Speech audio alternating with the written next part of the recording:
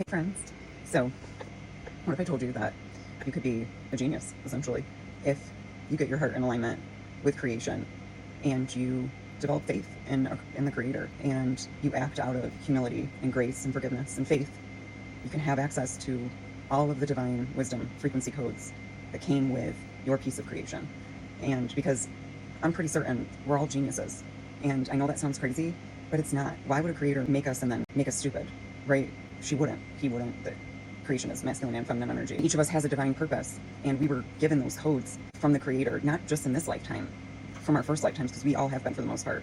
And you can't access them unless your nervous system is free and in alignment with creation, which you can't act out of violence or selfishness or ego or things like that, because that's not actually how we're designed, right? Think of your body as an avatar, right? And that your spirit, your piece of creation, is actually what powers this thing.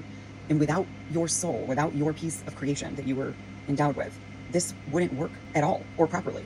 So what happens in this dimension is that they traumatize us. Essentially, they feed us foods that mess with our pineal gland, like your third eye. They teach us things that are not true, out of alignment. They teach egocentric things in society. They get you focused on consumerism and what other people think about you and things like that. Because if you're focused on all that, you're not focused on where you come from, and you're not focused on what you were put here for. Because if all of us were focused on each other, like in a neighborly, loving, in alignment with creation way, and what we were put here for, all these wicked people would be out of a job. They wouldn't have any little secrets that they're keeping, because there are societies like the Freemasons, and there are others that are keeping the secrets of the universe, and they have been since like the Knights Templar and stuff.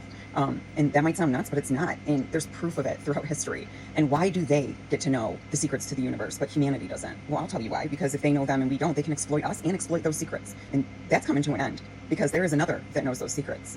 And I'm going to share them with you a little bit at a time. If you get in alignment and you awaken to who you really are, to your divinity, you will know much of what I know too. Innately, when I woke up, I knew things that I should not know. I never learned them, never heard them, never read them in a book. And I just knew sacred geometry. I just knew vortex math. And I'll explain what that is.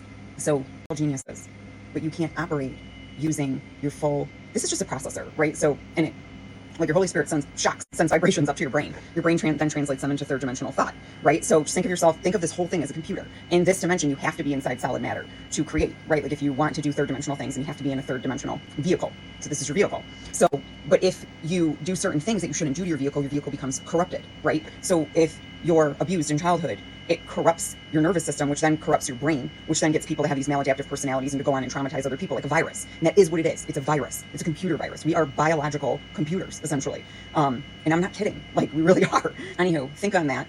And I'm going to post another video on vortex math to show you how the universe really does have a heartbeat, and vortex math and sacred geometry, they go together.